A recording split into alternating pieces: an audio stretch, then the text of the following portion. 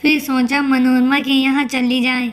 हमेशा वह आती है, बातों से उसका ध्यान मोनिका पर नहीं जाएगा। लेकिन तभी घंटी की आवाज़ सुनाई दी।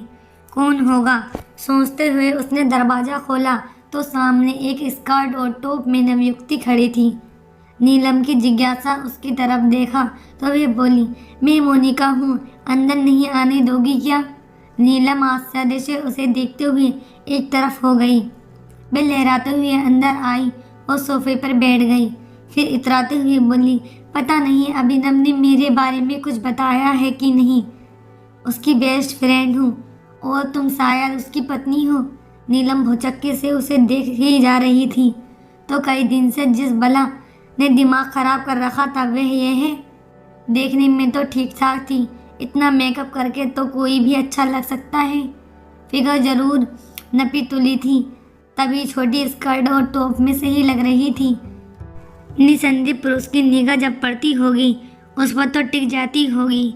मोनिका को जब नीलम की कोई जवाब नहीं मिला तो बोली, लगता है मुझे देख तुम शॉक्ड हो गई हो। मेरे बारे में शायद तुमने सुना ही नहीं है।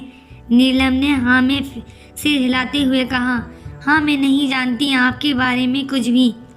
मोनिका हंसते हुए बोली, अच्छा अभिनव ने नहीं बताया तुम्हें? इतने दिन से आई हुई हूँ।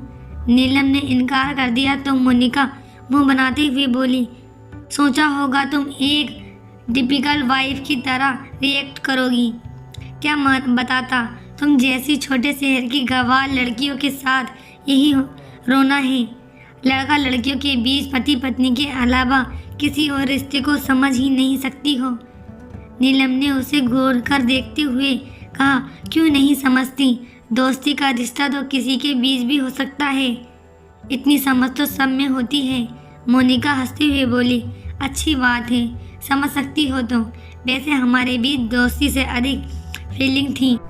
नीलम को चौंक कर उसे देखा तो समझ गई हथौड़े ने सही जगह पर चोट मारी है।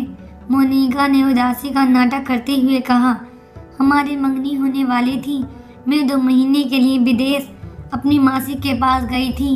इस बीच सब कुछ खत्म हो गया। नीलम को ये सुनकर अच्छा नहीं लगा। कहीं अभिनव और मोनिका के प्रेम बांधा बनकर तो नहीं आ गई वह, अनजाने में ही सही।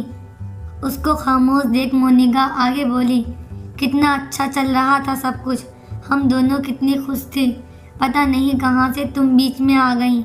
मुझे मालूम है तुम्हारे साथ जो हुआ वह गलत है, लेकिन मेरी और अभिनव की क्या गलती थी? हम दोनों क्यों सफ़र करें? नीलम मोनिका की आंखें फाड़ देख रही थी। वह अभी तक खड़ी थी।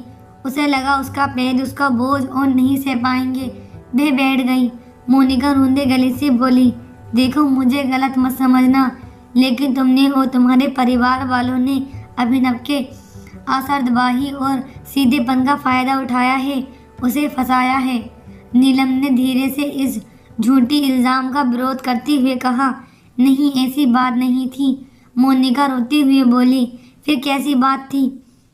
तुमने अपने आंसुओं से उसे अपनी शादी करने का मजबूर कर दिया, वरना वे तुमसे शादी क्यों करता जब वे मुझे चाहता था। नीलम को लगा मोनिका की इस बात में दम था। उसके और अभिनव के बीच कोई समानता नहीं थी। सामान्य परिस्थितियों में ये विवाह कभी संभव नहीं होता।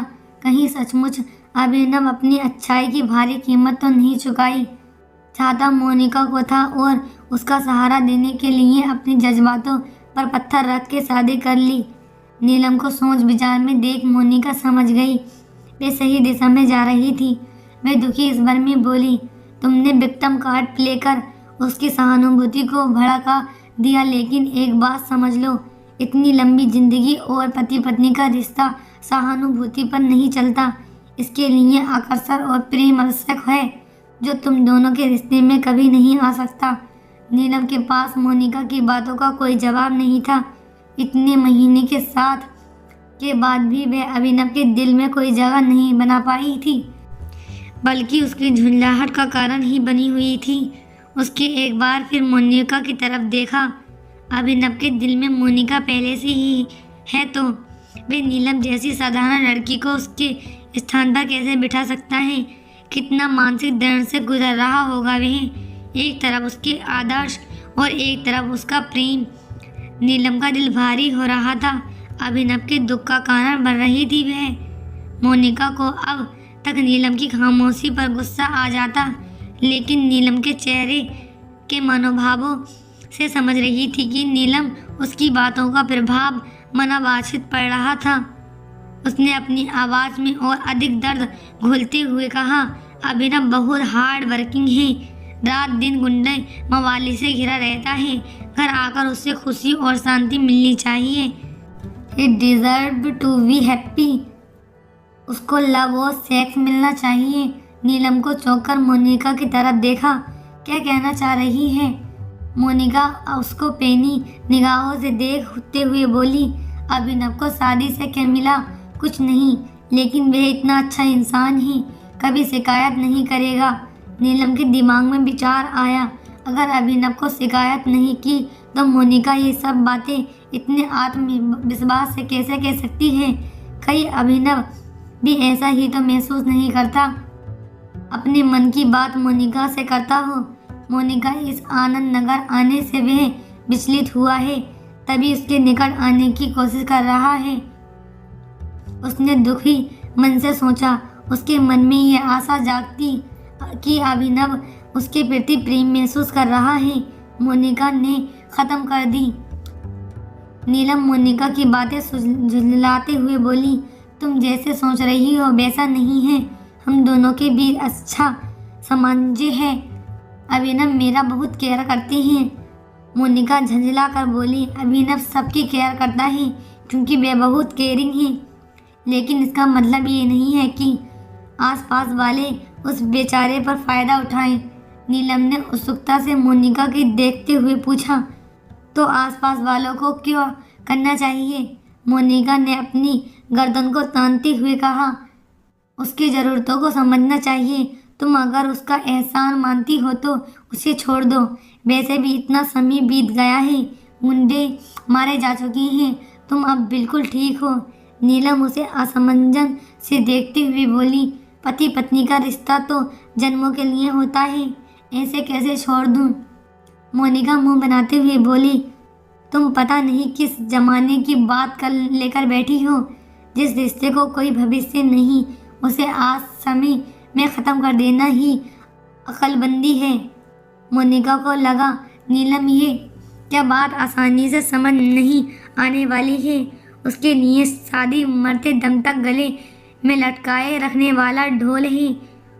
उसने अपनी मंशा इस तरह से जाहिर की, खैर मैं तो एक बात जानती हूँ, अपने फ्रेंड को मैं परेशान नहीं देख सकती हूँ। मैं उसकी हर ज़रूरत, चाहे फिजिकल हो या इमोशनल, पूरी करूँगी। शादी के बिना भी मैं उसे हर तरह से सपोर्ट करूँगी। नीलम को उत्सुकता से कहा, और समाज क्या कहेगा? आपके माता पिता इसकी इजाज़त दे देंगे? मोनिका ने लापरवाही कंधे उकसाते हुए कहा, मैं अभिनव को इतना प्रेम करती हूँ कि उसकी खुशी के लिए किसी हद तक जा सकती हूँ। समाज की परवाह नहीं करती। वैसे भी अभिनव बहुत दिनों तक तुम्हें बर्दाश्त नहीं कर पाएगा। बोर होकर एक न एक दिन तुम्हें छोड़ देगा।